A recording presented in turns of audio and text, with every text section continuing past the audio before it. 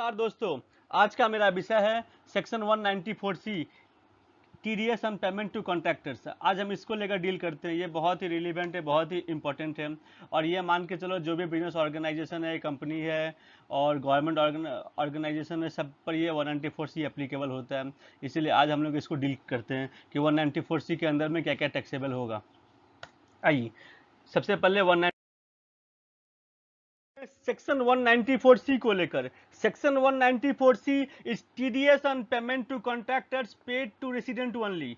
Paid to resident only. इस case में क्या होगा, ये कुछ डब्ल्यूएच क्वेश्चन करते हैं। कौन कौन टीडीएस काटेगा? हमेशा पेयर टीडीएस काटता है। तो payment to resident for carrying out any work, for carrying out any work. ये वर्क क्या होता है इसको बाद में मैं डिफाइन करता हूँ। सेक्शन 194C में इसको डिफाइन किया गया है कि इस वर्क के अंदर में क्या क्या आएगा, उसको मैं थोड़ा देर बाद डील करता हूं। तो यदि आप रेसिडेंट को पे करते हो किसी भी तरह के काम करने के लिए इन pursuance of a contract, contract के तहत आप किसी भी काम को करते हो और उस कॉन्ट्रैक्ट के अंदर में सप्लाई ऑफ लेबर भी आता है, उस वर्क के अंदर में सप्लाई ऑफ लेबर भी आता है, तब आपका 194C एप्लीकेबल हो जाएगा। तब आपका 194C एप्लीकेबल हो जाएगा। एक कॉमन प्रिंसिपल है, जो इंडिविजुअल और एचयूएफ होते हैं उसको कब काटना पड़ता है 194C में टीडीएस। इंडिविजुअल और एचयूएफ को तभी टीडीएस काटना पड़ेगा जब उसका बिजनेस के, यदि बिजनेस है तो टर्नओवर 1 करोड़ से अधिक है, और यदि प्रोफेशन है तो आपका ग्रॉस रिसीट, जो आपका टर्नओवर है, वो आपका 50 लाख से अधिक है। उसी केस में रेसिडेंट इंडिविजुअल को काटना पड़ता है। टीडीएस 194C एप्लीकेबल तभी होता है। मैंने इसको 194A में डील किया था। वो जो इंडिविजुअल का जो कंडीशन है वो बाकी सारे सेक्शंस में सेम है।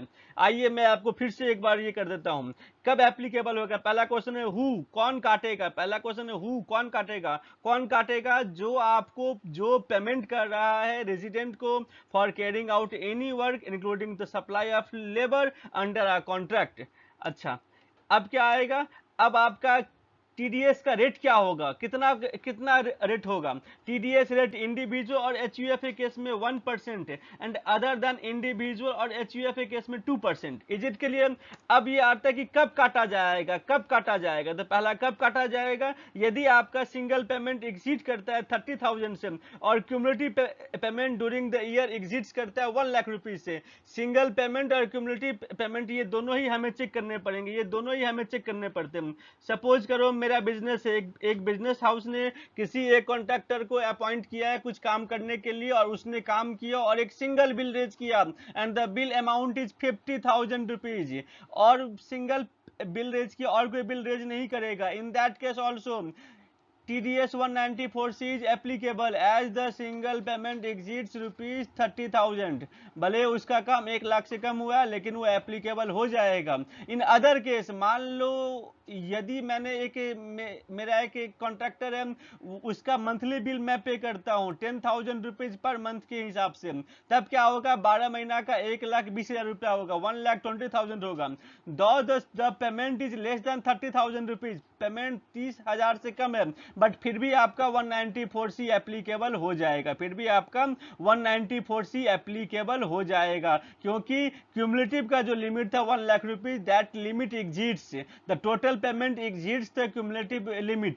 सो under section 194C we need to check both the criteria, single payment criteria and cumulative payment during the previous year criteria also।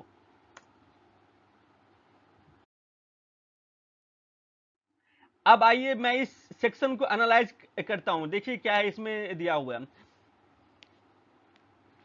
पहला क्या होगा, ये जो टीडीएस है, ये जो 194C है, ये एप्लीकेबल होता है ओनली द, ये आपका इनवॉइस पर नहीं होता है, ये आपका सर्विस पर होता है। 194C एप्लीकेबल सर्विस पर होता है। तो मान ले आपने कोई काम करवाया है, उसमें आपका उसका इनवॉइस वैल्यू भी दिया हुआ है और सर्विस चार्ज भी दिया हुआ है। यदि दोनों सेपरेटली मेंशन रहेंगे तो सर्विस चार्ज के ऊपर 194C एप्लीकेबल हो जाएगा, इनवॉइस के ऊपर एप्लीकेबल नहीं होगा। लेकिन मान लो आपको इनवॉइस दिया गया, उसमें जो कितना मटेरियल सप्लाई किया गया वो मेंशन नहीं है, तो होल अमाउंट के ऊपर में 194C एप्लीकेबल हो जाएगा। जब आप पे करोगे तो टीडीएस काट के पे करोगे।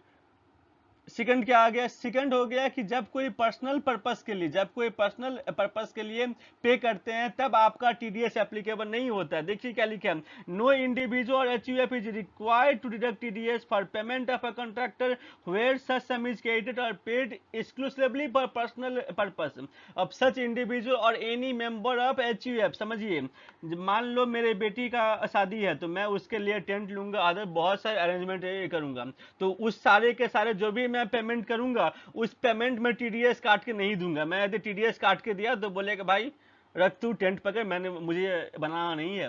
तो टीडीएस काट के जो पर्सनल पर्पस के लिए होते हैं उसके ऊपर टीडीएस एप्लीकेबल नहीं होते हैं। आइए नेक्स्ट क्या लिखा है, ये आपका पॉइंट नंबर 3 बहुत ही रिलीवेंट है। सीए फाइनल के मेड 19 में एक सेम आया हुआ था इसको लेकर, मैं उसको डील करता हूं। पहला क्या बोला गया, no TDS on payment to contractor. जब कहीं भी मैं कॉन्ट्रैक्टर को पे करूंगा, कॉन्ट्रैक्टर कौन सा, जो इंगेज है in the business of flying hiring और लीजिंग गुड्स कैरेज, जो ट्रांसपोर्टर है, जो गुड्स ट्रांसपोर्ट एजेंसी है, ट्रक वाले को मैं यदि पे करता हूं तो उस केस में क्या होगा, वो जो कॉन्ट्रैक्टर है उसके पास लेस देन 10 गुड्स कैरेज है, उसके पास गुड्स कैरेज 10 से कम है, 10 से कम है, और उसने एक डिक्लेरेशन दिया along with the PAN number, along with the PAN number, pan के साथ उसने डिक्लेरेशन दिया है कि मेरे पास 10 से कम गुड्स कैरेज है। और तब उस केस में क्या होगा, मैं जब उसको पेमेंट करूंगा तो मैं उसके ऊपर टीडीएस नहीं काटूंगा।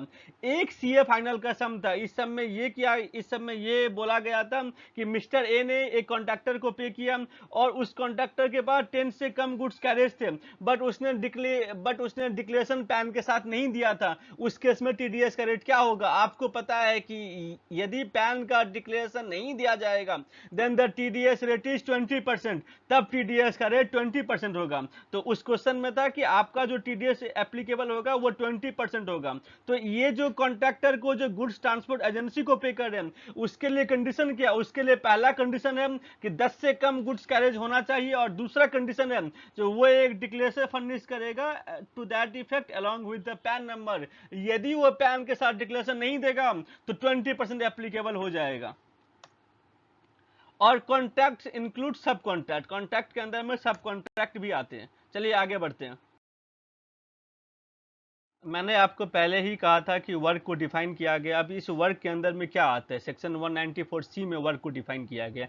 ये जो डिफिनेशन है ये इंक्लूसिव है, एक्सक्लूसिव या एग्जॉस्टिव नहीं, ये आपका इंक्लूसिव डिफिनेशन है। इसके अंदर में ये वर्क के अंदर में ये सभी भी आएंगे, इसके अलावा भी बहुत कुछ आ सकता है। तो क्या बोला गया, पहला बोला गया, इसको हम लोग फास्ट रीडिंग करते हैं। पहला बोला गया आपको वर्क के अंदर में क्या आएगा, वर्क के अंदर में आएगा एडवर्टाइजिंग आएगा, ठीक है, ब्रॉडकास्टिंग आएगा, टेलीकास्टिंग आएगा, कैरेज ऑफ गुड्स आएगा, कैटरिंग आएगा और मैन्युफैक्चर। अब ये जो पॉइंट ई है ये आपके लिए रिलीवेंट है।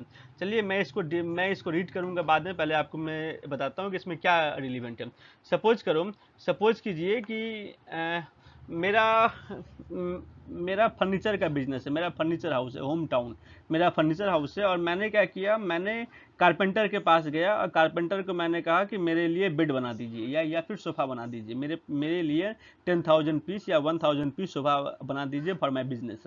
और उसके लिए मैंने क्या किया, मैंने उसको रॉ मटेरियल जो वुड होता है वो मैंने दिया उसको, मैंने उसको दिया। आप ये मान के चलो कि आप यदि वुड उसको देते हो, आप यदि वुड उसको दोगे, तो मैंने क्या कहा था 194C एप्लीकेबल कब होता है, 194C एप्लीकेबल तो होता है आपका on supply of service. 194C applicable होता है सप्लाई ऑफ सर्विस के लिए, 194C एप्लीकेबल होता है। परचेज एंड सेल में 194C एप्लीकेबल नहीं होता है, परचेज एंड सेल में 194C एप्लीकेबल नहीं होता। तो मान लो यदि वो होम टाउन वाला किसी उस कारपेंटर के पास गया और बोला कि आप मुझे, कारपेंटर के पास गया और बोला कि आप मुझे फर्नीचर दो, तो उसने क्या किया, वो फर्नीचर बना के दे दिया, तो ये परचेज एंड सेल की in the nature of purchase and sale आ जाएगा, ये आपका in the nature of purchase and sale आ जाएगा। इसके ऊपर 194C एप्लीकेबल नहीं होगा। लेकिन मान लो यदि आपने फर्नीचर हाउस ने गया और फर्नीचर हाउस ने अपना फर्नीचर दिया, अपना वुड दिया उसको और बोला कि अब आप इसको फर्नीचर बना के दो, तो जैसे वुड के ऊपर फर्नीचर बना के देगा तो ये इन द नेचर ऑफ सर्विस है और उसके ऊपर 194C एप्लीकेबल हो जाएगा, उसके ऊपर 194 194C एप्लीकेबल हो जाएगा। नॉर्मली कारपेंटर क्या करता है, इसको अवॉइड करने के लिए कारपेंटर क्या करता है, कारपेंटर बोलता है कि मैं आपसे वुड बाई कर रहा हूँ, लेकिन आपसे वुड बाई कैसे कर सकता हूँ, तो आपके एसोसिएट से मैं वुड बाई कर ले रहा हूँ, मैं आपसे नहीं, आपका जो कोई और सिस्टर कंसर्न है मैं उससे वुड को बाई कर ले रहा हूँ। तो जैसे ही सिस्टर कंसर्न से वुड को बाई करेगा तो क्या होगा, जो मटेरियल सप्लाई कर रहा है वो कारपेंटर कर रहा है, क्योंकि उसने किसी अदर जगह से बाई करके सोफा बना के कंसर्न होम टाउन वाले को दिया। तो इस केस में क्या हो गया, इस केस में जैसे ही वो फर्नीचर सप्लाई, तो ये परचेज एंड सेल आ जाएगा, ये परचेज एंड सेल आ जाएगा। डिपार्टमेंट ने इसको नोटिस किया और डिपार्टमेंट ने इसको देखा कि इसके थ्रू टैक्स बहुत सारा स्कैप हो रहा है, तो ये फाइनेंस एक्ट 19 में इसको फाइनेंस एक्ट 20 में इसको अमेंड किया गया, फाइनेंस एक्ट 20 में इसको अमेंड किया गया था। आइए हम डायरेक्टली इस पॉइंट ई को नहीं रीड करके मैं अमेंडमेंट में जाता हूँ, अमेंडमेंट क्या बोलते हैं, देखिए अमेंडमेंट का जो होता है, मैंने क्या कहा था, जो मेमोरेंडम टू फिनेंस बिल होते हैं वो आपका बेसिकली पार्लियामेंटेरियन को सिंपल लैंग्वेज में समझाने के लिए फिनेंस बिल जो किस पर्पस से लाया गया है ये एक्ट में अमेंडमेंट, उसको डील करता है। आइए देखिए इसमें क्या बोला गया, अमेंडमेंट टू फिनेंस बिल क्या है, देखिए इसमें क्या बोला गया, इसमें आपका ये बोला गया है, पहला जो पॉइंट है ये आपको डील करता है कि सेक्शन 194C में क्या लिखा है, तो हम इसको नहीं पढ़ते, मैं इसको पहले डील कर चुका हूँ। अब क्या बोला गया, देखिए it has been noted that, गौर से देखिएगा, it has been noted that some SSCs are using the escape clause of section by getting the contract manufacturer to produce the raw materials supplied through its related parties। क्या कहा गया है, जो directly customer से सामान नहीं लेके जो उसके सिस्टर कंसर्न है उसको बोलते थे कि मैं आपसे, कारपेंटर बोल रहा सिस्टर कंसर्न से मैं आपसे वुड बाई करता हूँ और फिर मैं बेड बना के दूंगा या सोफा बना के दूंगा, ठीक है। तो जैसे इस क्लॉज का वो फायदा उठा रहे थे, इसको दूर करने के लिए इसके अंदर में क्या आ गया, वर्क के डिफिनीशन में आ गया, जो सप्लाई करेगा, जो रॉ मटेरियल सप्लाई करता है, जो कस्टमर या उसके एसोसिएट जो सप्लाई करेंगे वो भी वर्क के डिफिनेशन में आ जाएगा। पहले ओनली कस्टमर था, अब यहाँ पर और एसोसिएट्स बोल के, ये जो एसोसिएट्स है जिस कारण से ये एसोसिएट्स वर्ड्स क्रूशियल हो गया, और इस एसोसिएट्स के कारण से क्या हो गया, ये आपका पूरा का पूरा जो पहले परचेज एंड सेल था वो अब वर्क में कन्वर्ट हो गया।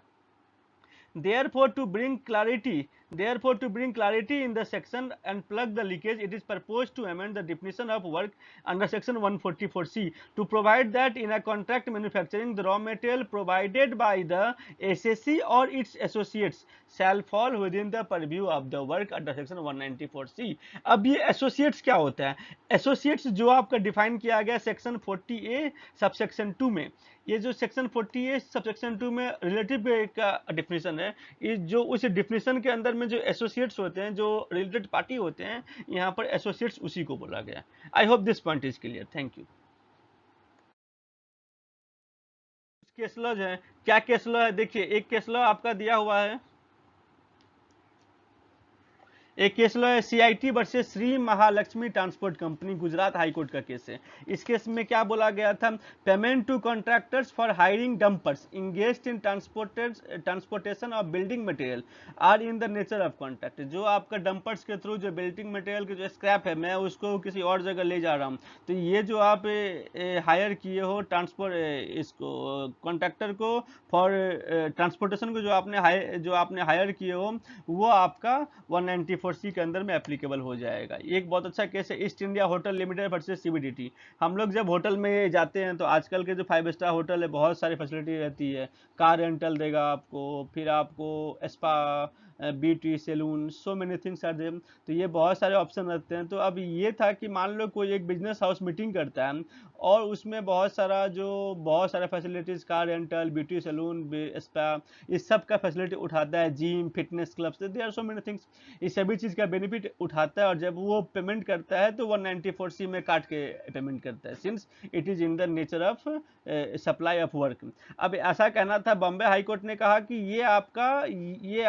ये जो सप्लाई है अंडर द कॉन्ट्रैक्ट नहीं है, ये आप पर डिपेंड करता है कि आपको लेना है या फिर नहीं लेना है। देखिए इसमें क्या बोला गया, फैसिलिटीज और amenities like housekeeping, bank counter, beauty salon, car renter, health club etcetera made available by a hotel to its customer do not fall within the meaning of work under section 194C and therefore TDS under this section are not attracted. Is it clear? समझ में आया? Thank you for your listening. और ये मान के चलिए ये जो 194C है ये बहुत ही रिलीवेंट है, बहुत ही इंपॉर्टेंट है एग्जाम पर्पज से। और एग्जाम जो आपका अमेंडमेंट आया हुआ था, जो वर्क के डिफिनीशन में अमेंडमेंट आया हुआ था उसको लेकर एग्जाम में क्वेश्चन आ सकता है। बहुत बार ऐसा क्वेश्चन आया हुआ है एग्जाम में, जो सप्लाई करते हैं कस्टमर, और तब ये क्या कहलाएगा, तब ये आपका परचेज होगा या टीडीएस एप्लीकेबल होगा या नहीं होगा, या ये परचेज एंड सेल होगा या सप्लाई ऑफ कॉन्ट्रैक्ट होगा, ये वर्क ऑर्डर होगा, जो कुछ भी होगा। इसको लेकर बहुत बार एग्जाम में क्वेश्चन आया हुआ है। मेरे ख्याल से ये जो अमेंडमेंट आया है ये अमेंडमेंट बहुत ही रिलीवेंट है, और आप लोग को इसमें सीए फाइनल के बच्चों को स्पेशली इसमें एग्जाम में क्वेश्चन आ सकते हैं इस बार। Thank you very much, thank you for today.